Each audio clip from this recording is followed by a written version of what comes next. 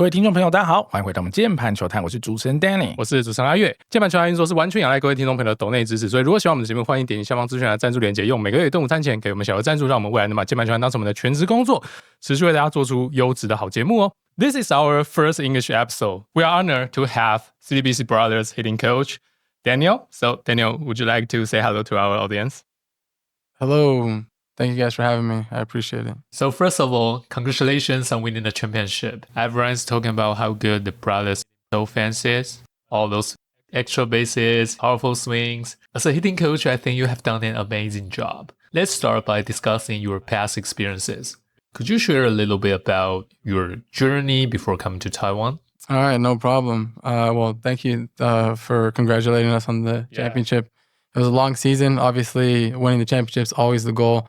So to be able to have that happen in my first season here has been really amazing. And in particular, because we hit pretty well all season. We were pretty consistent. That's right. And then we were able to carry that into the playoffs even after having a break there. So that was really cool to see it continue into a short series where you're never really too sure what's going to happen, especially with hitting, especially in the playoffs where dominant pitch and performance can change the game. So we kind of hit our way to victory. So it was cool.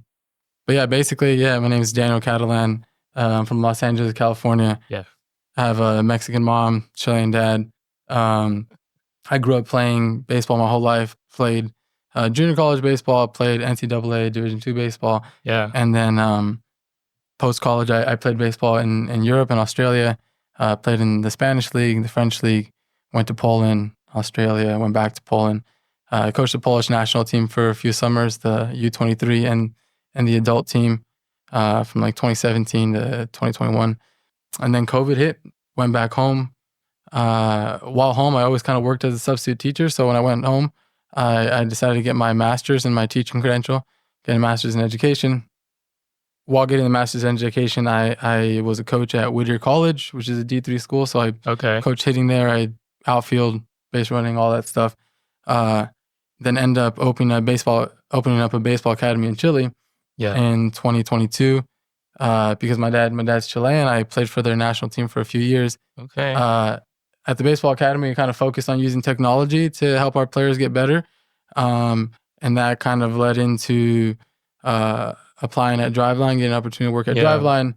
Worked at Driveline for 5-6 months. Went to Japan, worked Japan Winter League, where I ended up meeting Hirano. And then got invited to coach the brothers. So kind of been all over the place. Fantastic. There's not international experiences. Exactly, but they're all kind of connected.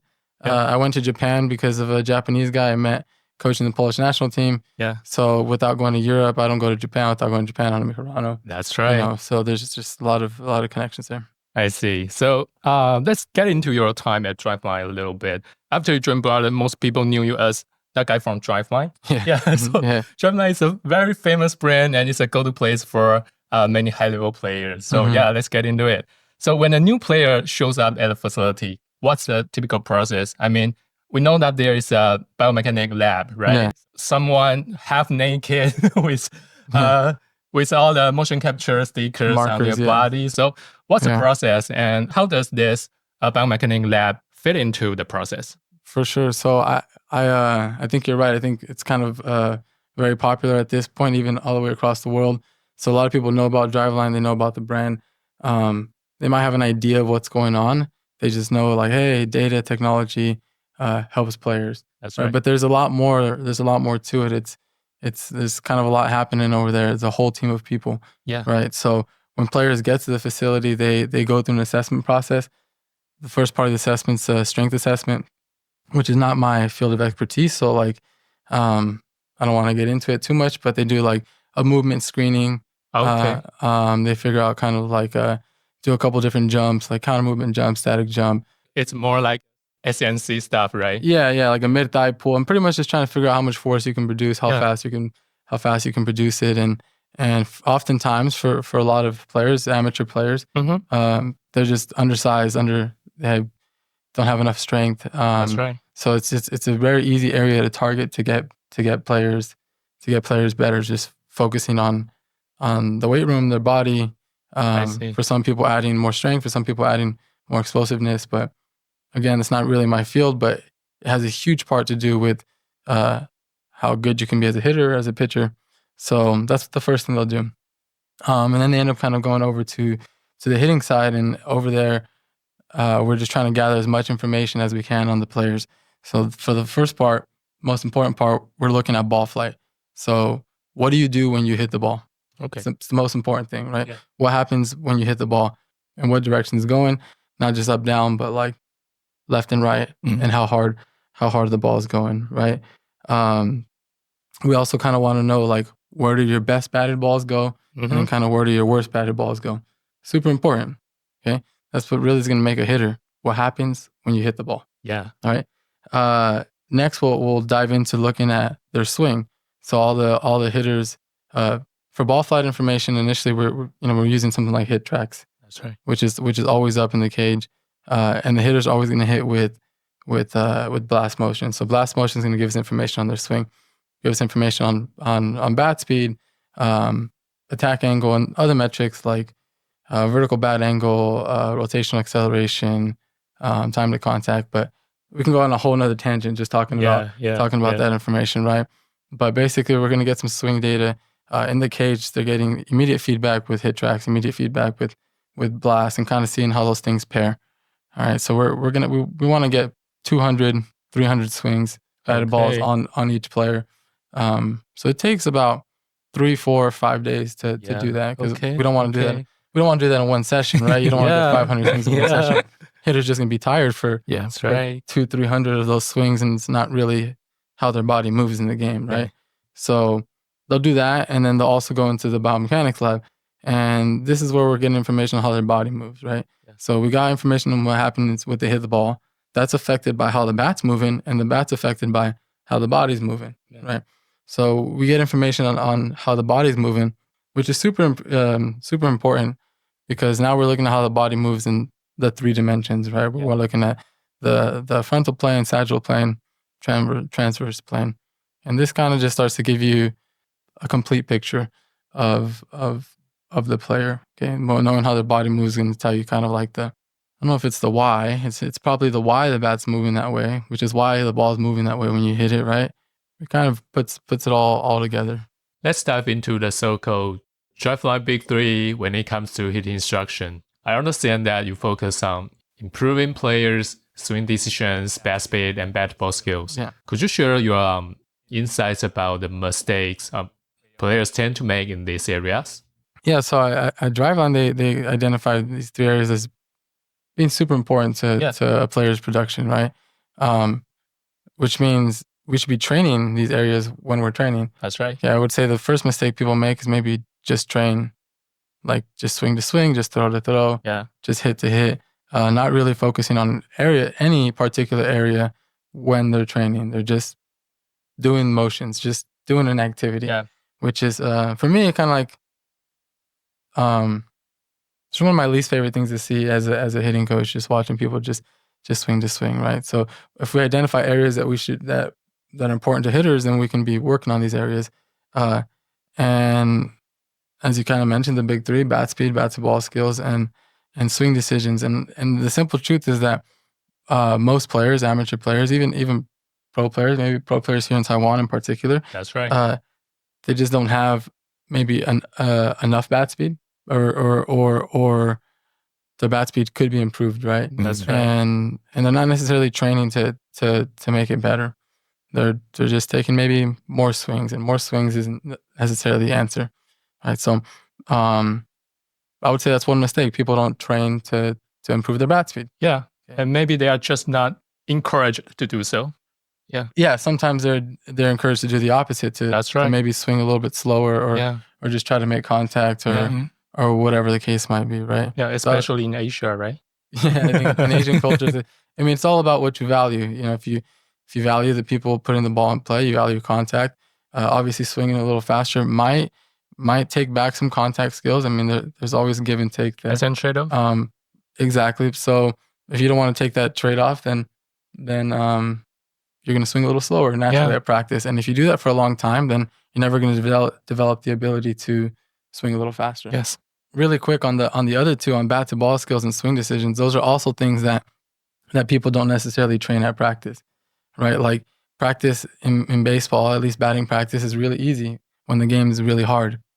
So in the game, it's difficult. We're not having much success, maybe 30% of the time, maybe 25% of the time, maybe less. But at practice, it's on a tee or it's on a front toss or it's at a ball. It's just kind of thrown at you pretty easy.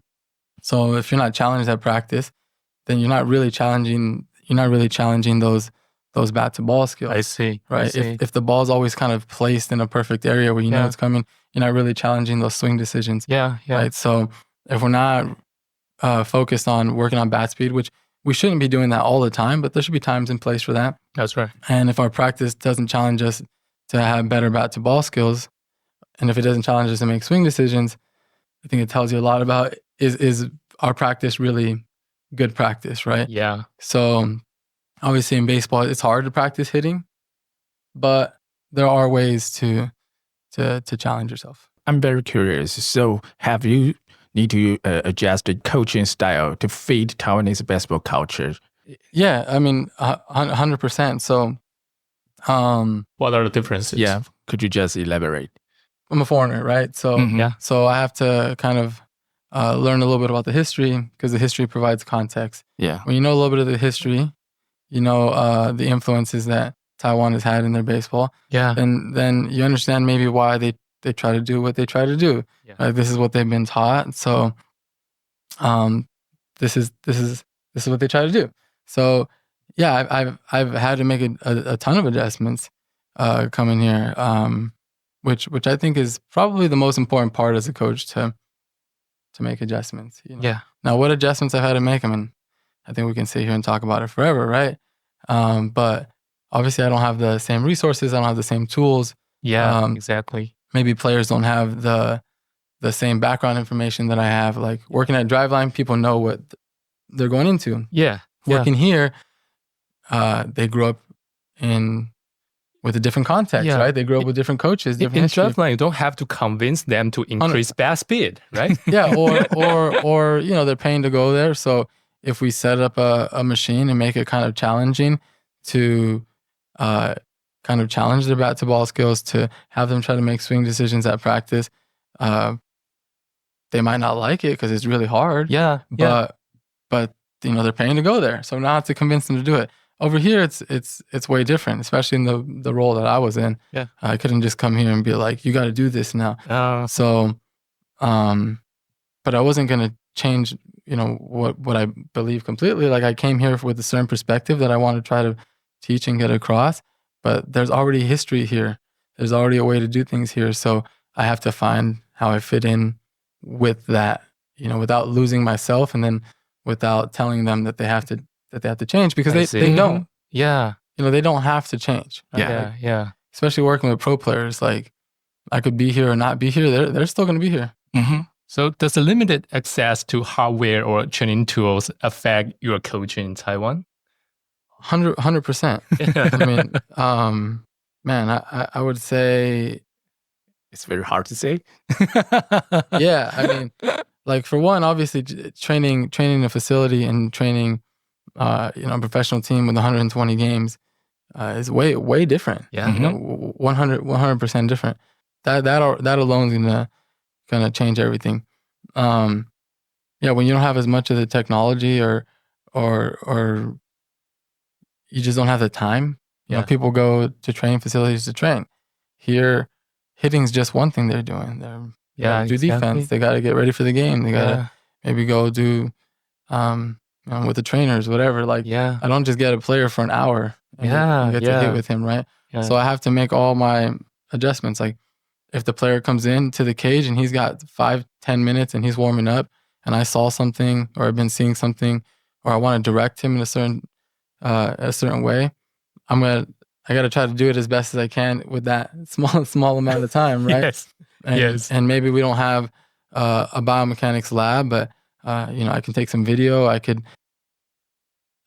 see it sometimes, honestly. Like after working and having the information like from a biomech lab, I might not have it anymore, but I got kind of trained a little bit so I can see some of the stuff. And I don't like to do it, but I have to take a guess. I have to make my best guess, which is I think what all coaches are doing anyways. All coaches are making a guess about how they can make players better, right? But when you don't have access to that, you do the best you can do using your past experiences, and then try to get it across to the player that's in front of you. I think a lot of brothers hitters seem to have adopted new approaches this season. Could you talk about some of the changes you have worked on with the team? Yeah, so it's obviously it's really tough to say like exactly what changes hitters have made. I saw some video of them from last year when I got here, but I haven't seen them throughout their career. I just saw them in front of me, right? Hitting's really, really tough. It's kind of like growing. You're not going to see a difference from one day to the next. Right. And if you see it every day, it's hard to tell when you made a difference. Yeah. But yeah, I think we definitely made some adjustments from, if you look at some of the numbers from the year before to now, were they all because of me? Like, I don't know. I think that's really tough to say, right? Yeah, there's no way I can take credit for that, to be honest with you. But I do know what I've said and what I've celebrated. And I've always asked the hitters to try to hit the ball hard, try to be pretty consistent with that. And one of the best ways to hit the ball hard is to have a quick swing. Mm-hmm. It could be not just bat speed, but a compact swing. Yeah. Okay, a quick swing. Try to swing at pitches you can hit. I know that sounds kind of dumb, but like, you don't have to hit everything. You don't have to swing at everything. I know. It's not a crazy concept, but you'd be surprised, right? Yeah, especially in early count. Yeah, you can make mistakes, right? Yeah, I mean, you can swing and miss sometimes. It's okay, right? You have to just understand the situation you're in. I think that's also it for hitters. They have to understand their strengths. They have to understand their weaknesses, and they have to understand that they should be trying to optimize their strengths in the game. Yeah. Okay. But at practice, they should be trying to target their weaknesses. Okay. And that's typically what I'm trying to do with them. It's like, hey, you're not too good at this. Let's work on it. Hey, you're good at this. So let's make sure we're also still good at that, because this is our go-to, right? This is what we want to do. But if we can't do it, and they might attack us this way, we have to be able to try to make some adjustment. I'm very wondering about, among all brothers players, who has the most potential to break out in the future, and whose swing is your favorite? Man, all right. So I think if you're asking for players who have the potential to like break out, I think you already saw some of them this year. Mm-hmm. You saw somebody like Song-en. Yeah, who had a breakout year. I mean, yes, a really good breakout year. Now, I didn't give him the skills. Mm-hmm. That guy already swung really fast. That's right. When I got here. Just kind of worked on some things that maybe made him more consistent. Yeah. And then try to give him some confidence. Mm-hmm. After having a little bit of confidence, he realized like, hey, I can do this. Yeah. Right? And he could. So, I'm happy to have seen him. Happy to just watch him the whole year. I think it was awesome, especially for him to win the MVP of the Taiwan series. That was cool. That was super cool. And then a player like Ray that you guys saw as well, kind of broke out. Mm-hmm. But he can do some crazy things. Yes. Right, because he can run, he can hit, he can throw, and he's a little younger. Yes. Right. So he's still kind of getting better.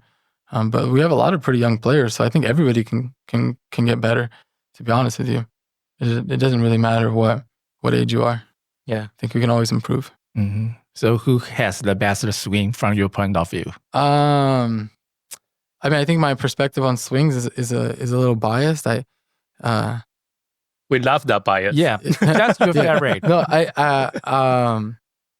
No, which I think if we had a little bit more time, we can kind of get into. But my perspective of a swing comes from a lot of the information that I learned working at Driveline, seeing different reports from the Biomech lab, not just players that I worked with, but other pros that went in, being able to compare them and just kind of seeing. Yeah, that makes sense. Yeah. What there is no perfect swing. There is no for sure. Exactly. If it works and there's success, it works. Yes. Right, but there's some things you like to see maybe from this perspective, right? Mm-hmm. So,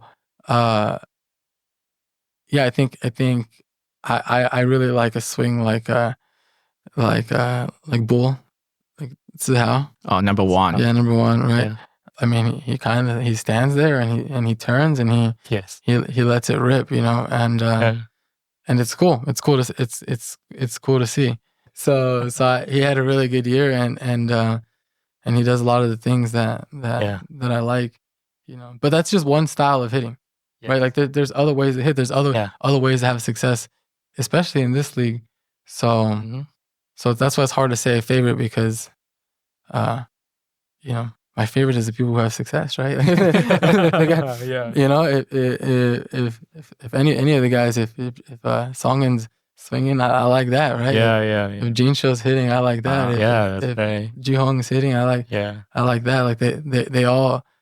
I think it's a really cool part about our team. We're just working with all these players. Is at least our team in particular, a lot of the swings are pretty unique. You know, nobody really has the same swing. If you just kind of look at our lineup up and down, so that's kind of cool. I think that they're all my favorite. We'll just leave it there. Today's show is about to come to an end, and in this final part, we're going to ask a more serious question. So, what do you think is the most urgent area for improvement in Taiwanese baseball right now, in your point of view? I guess I can really only talk about the hitting. I mean, that's kind of what I did, right? That's like, I think that there's a lot to learn about hitting, and there's a lot of information out there. There's a lot of technology that's available that can really help you become a better hitter. That can really help you develop. There's a lot of information, outcomes of the game with like Rebus and everything that they're doing, all the information they're providing. So you can learn a lot about who you are as a hitter with that information. Now, like, are we using it? You know, like I think we are, but I think we could. If I was a player, I would probably be looking at it a little more, right? Yeah.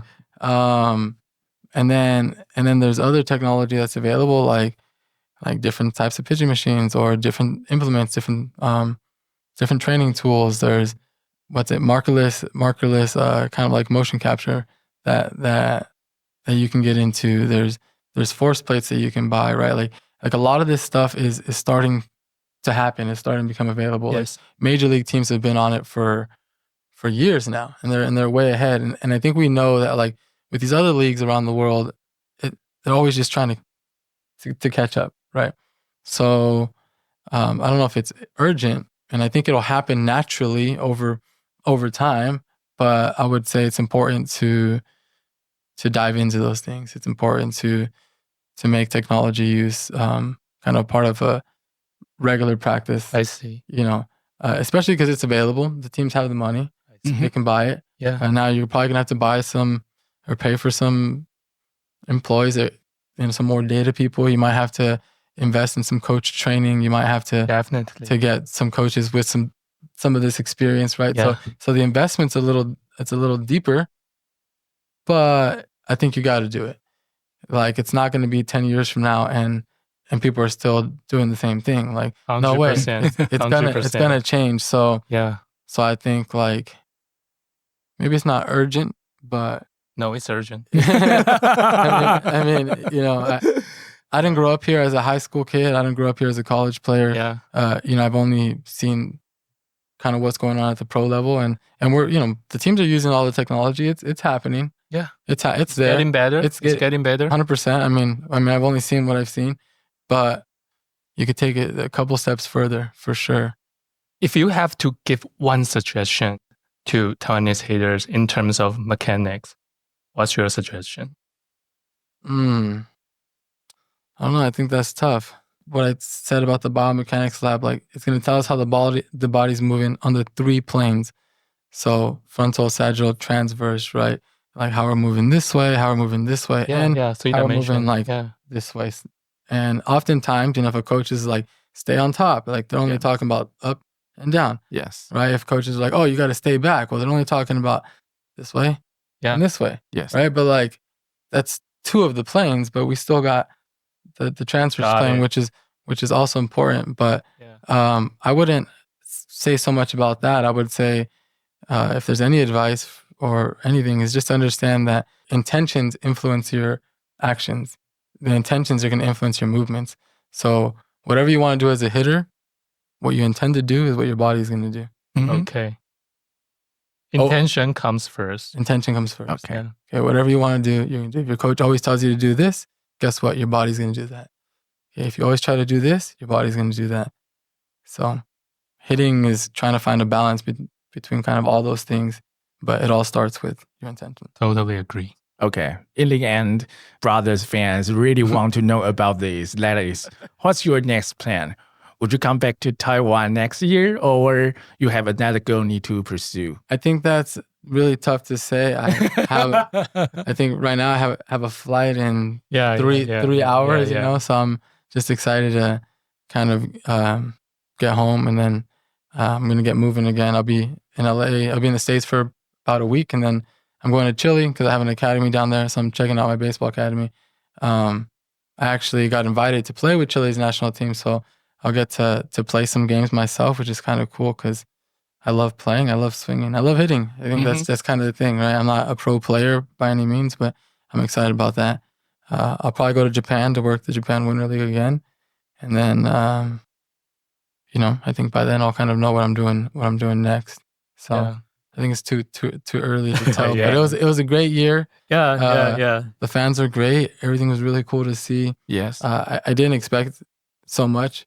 I see. Maybe also the dome, right? Which was kind of a new experience for Taiwanese baseball. But that provided a lot of really cool games. The games to the Giants, a lot of the sold out crowds, Stevens games, the playoff games. Like that was super cool to see. So it was a great experience. And it was a lot more than I expected. I see. So it was really cool. We all know that the future is uncertain, but I want you to know that you have brought a lot of changes already. To Taiwanese baseball. So thank you so much for being here and all of these amazing insights and experiences. And thank you. Hope to see you again here in Taiwan. I can't take credit for it. No, you should. I really can't. But I think change happens slowly. Maybe like I told you guys before. It takes time. And I'm not going to be the reason anything changes, and you guys aren't either, and neither is anybody else. But everybody kind of together, trying to get more information out there, trying to progress, trying to bring new ideas, trying to have a conversation. All of that together is kind of what's gonna make the change. So I think I'm just a part of it, and you guys are part of it as well. So hope we can meet each other next year. I'm sure we'll Who knows? see each other. Who knows? 感谢大家今天的收听哦，我是主持人 Danny， 我是查佑，我们下期再见喽，拜拜，拜拜。Bye bye.